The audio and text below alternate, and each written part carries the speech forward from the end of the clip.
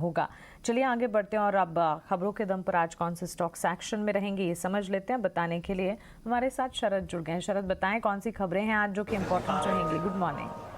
Good morning Mansi. तो सबसे पहले एचडीएफसी ट्विंस फोकस में रहने वाले हैं और अब याद रखिएगा कि एचडीएफसी बैंक को अब आरबीआई का भी अप्रूवल मिल गया है। उनका जो मर्जर होने वाला है, अब जो कल जो था एक्सचेंजेस एनएससी और बीएसई ने भी जो है अप्रूवल दे दिया है और मैनेजमेंट ने भी अपने एजीएम में कहा है कि अगले 12 से लेकर 18 महीने तक जो है ओवरऑल सारे रेगुलेटरी जो प्रोसीडियर्स है वो कंप्लीट हो जाएंगे। तो ऑफकोर्स एचडीएफसी ट्विंस पे फोकस रखिएगा। टाटा मोटर्स की अहम एजीएम हुई थी जहाँ पे कंपनी ने कहा है कि 5 लाख गाड़ियाँ जो है वित्त साल 2023 तक बनाएंगी, जिसमें से लगभग 1 लाख यूनिट जो है ईवी की जो सेल्स जो है वो पार होने की जो है आकांक्षा है। उसके अलावा जो है ओवरऑल सप्लाई सिचुएशन में थोड़ी इंप्रूवमेंट देखने मिली है सेमीकंडक्टर स्पेस में भी, और जो दूसरी तिमाही जो दूसरी हाफ जो आप कह सकते हैं FY23 के लिए वो जो है बेटर होने वाली है पहले हाफ से।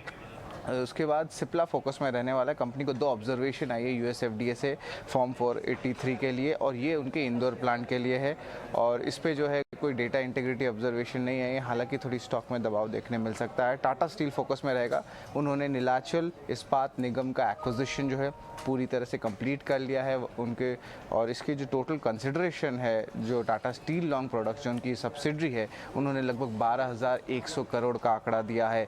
इसके अलावा वेदांता की पहले तिमाही की जो अपडेट्स आई हैं जहां पे कह रहे हैं कि एल्यूमिनियम प्रोडक्शन लगभग 3% बढ़ा है सार और माइंड मेटल में लगभग 11% का इजाफा हुआ है। और अगर जिंक प्रोडक्शन की बात करें तो यहाँ पे भी जो है आप देख सकते हैं 10% ईयर ऑन ईयर बेसिस पे ग्रोथ देखने मिला है। हालांकि जो प्राइसेस है आपके बेस मेटल ऑलरेडी बहुत करेक्ट कर चुके हैं और लगभग 10 से लेकर 40% तक एक महीने में प्राइसेस करेक्ट ऑलरेडी देखने को मिल चुके हैं। आरबीएल बैंक के भी जो है फर्स्ट क्वार्टर अपडेट आए हैं। हालांकि अगर आंकड़ों की बात करें तो मिक्स सेट ऑफ नंबर्स कह सकते हैं। टोटल डिपॉजिट्स देखें तो 6% ईयर ऑन ईयर बेसिस पे ग्रोथ किया है और एडवांसेस 7% पे, लेकिन अगर सिक्वेंशियली देखें तिमाही दर तिमाही तो लगभग सपाट आंकड़े आए हैं। रिटेल एडवांसेज में एक डी ग्रोथ देखने मिला है, तो ये एक नेगेटिव पॉइंट ज़रूर है। लगभग 5% का डी ग्रोथ देखने मिला है और होलसेल एडवांसेस में लेकिन दूसरी तरफ 22% का जो है ग्रोथ देखने मिला है। एसेट क्वालिटी में भी थोड़ी सी सुधार हुई है। तो ये ओवरऑल देख सकते हैं कि लार्ज कैप स्टॉक्स आज जो है दिन के ट्रेड में फोकस में रहने वाले हैं। ओके शरद, शुक्रिया ये सारी की सारी खबरें हमें बताने के लिए। तो लार्ज कैप स्टॉक्स हैं जो कि फोकस में रहेंगे। कई सारे काउंटर्स हैं जिस पर आज नजर रहेगी। एचडीएफसी बैंक पर खासतौर से फोकस कीजिएगा। टाटा मोटर्स एजीएम की टेक अवेज यहाँ पर आपकी टीवी स्क्रीन पर लगातार आप देख रहे हैं। और इसके अलावा सिप्ला फार्मा स्पेस में भी हम देख रहे हैं। हेल्थ केयर डायग्नोस्टिक में भी एक इम्पैक्ट नजर आ रहा है इन दिनों। Tata steel, Vedanta, RBL bank के Q1 अपडेट्स के चलते इन तमाम स्टॉक्स पर आपको नजर रखनी होगी। तो चलिए, तो हुए खबरों वाले शेयर्स, लेकिन साथ ही ब्रोकरेज रिपोर्ट्स भी कई सारी आई हैं हमारे पास। और ब्रोकरेज रिपोर्ट्स बताने के लिए हमारे साथ वामाक्षी जुड़ गई हैं। गुड मॉर्निंग वामाक्षी, बताएं ब्रोकरेज के रडार पर आज क्या है।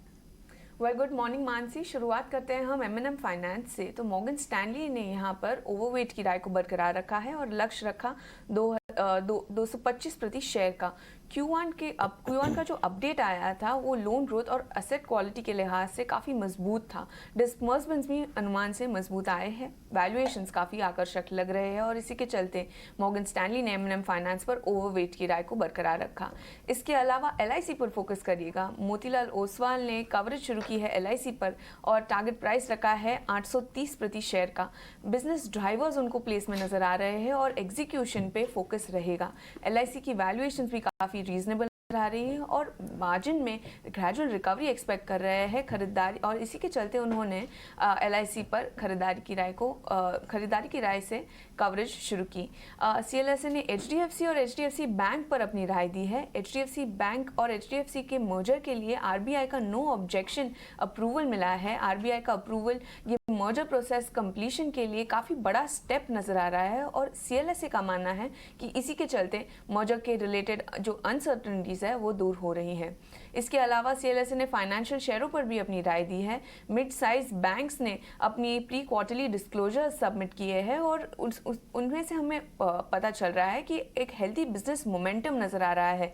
Growth momentum across the board pickup हो गया है और मिड साइज बैंक्स के लिए पर्टिकुलरली वैल्यूएशंस काफ़ी आकर्षक नजर आ रहे हैं और एसेट क्वालिटी के लिए जो दिक्कतें थे वो फेड होते हुए नजर आ रही हैं।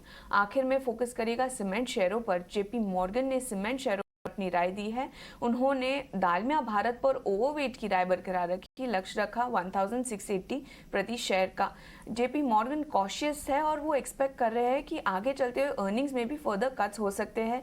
प्राइसिंग पावर लिमिटेड नजर आ रहा है और अर्निंग्स आउटलुक में काफ़ी क्लैरिटी नहीं नज़र आ रही। सेकेंड हाफ की रिकवरी की संभावना है, हालांकि वो तभी होगी जब कोल और एनर्जी की प्राइसेस में गिरावट नज़र आएगी। तो ये थे ब्रोकरेजेस जो आपको आपके रेडार पर रखने चाहिए। ओके, पामाक्षी शुक्रिया ये सारी ब्रोकरेज रिपोर्ट्स हमें बताने के लिए। तो क्लियरली सीमेंट सेक्टर फोकस में है। इसके अलावा LIC पर ब्रोकरेज रिपोर्ट्स आते हुए दिख रहे हैं जिस पर आपको नज़र रखनी चाहिए। HDFC बैंक में ताज़ा जो खबरें आ रही हैं ये भी ब्रोकरेजेस के फोकस में है। फाइनेंशियल्स पर भी आप नज़र रखें और ये सारे के सारे ब्रोकरेजेस में जो अपडेट्स आएंगे वो भी हम दिन भर में आप तक पहुँचाते रहेंगे। लेकिन चलिए